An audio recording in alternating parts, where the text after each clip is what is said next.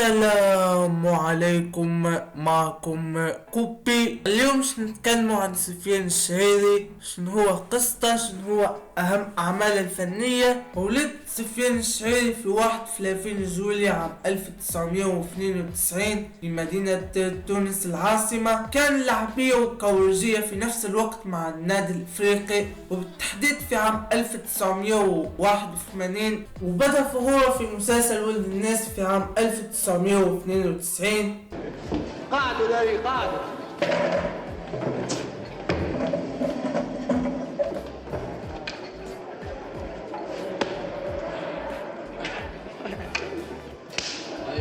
بعدها يقرر انه يمثل في مسلسل خطاب على الباب اللي هو الموسم الثاني، وبعدها زاد مثل في مسلسل عشقة وحكايات، ومن ثم بعدها مثل في مسلسل ممام العروسية في عام 2001.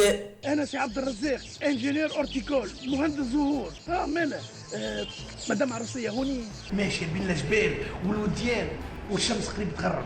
ان دومين سون ليميت. المهم بعدها ولا سوي يمثل في مسلسل من لا انا في عام 2002.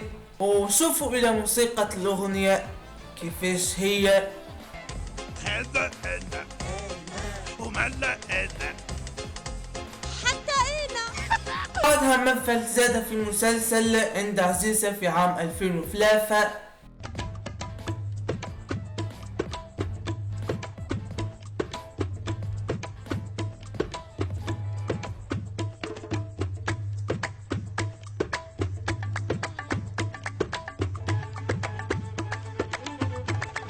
ومثل في مسلسل ويتيل في عام 2004. ومن ثم قرر انه ينتج مسلسل شوف لي حل اللي هو المسلسل متاعه هو، وانجح في عام 2005 الموسم الاول.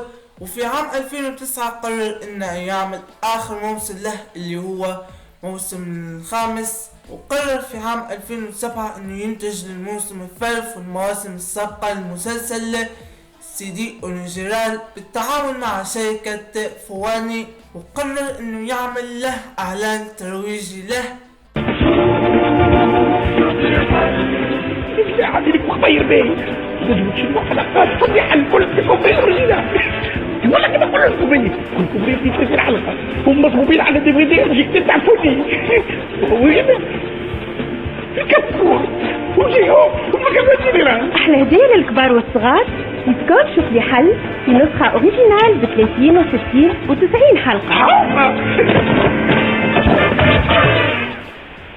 سفيان يترك العمل متاعه مع قناة تونس 7 اللي هي القناة الوطنية أولى حاليا.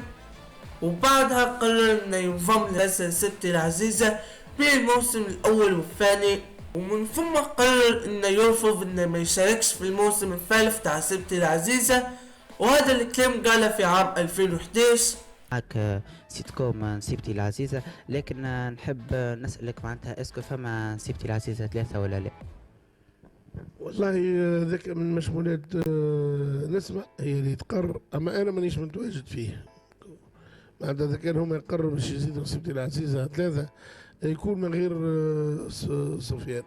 بعدين نجموا حسونا يحطوا واحد اخر في عوثي كي المسلسلات الامريكانية. انا لا. بعدها قرر انه ينتج مسلسل سفيان شو في عام 2009 و 2011 على انه قرر انه يعيدها للقناة التونسية.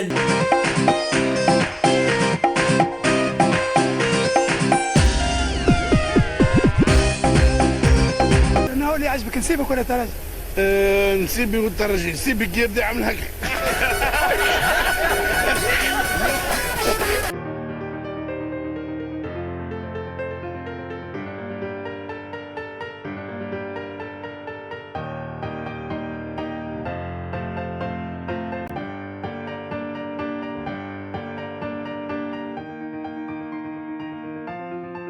حاجة في التلفزة تحكي على ثورة تنور الوجه؟ لا.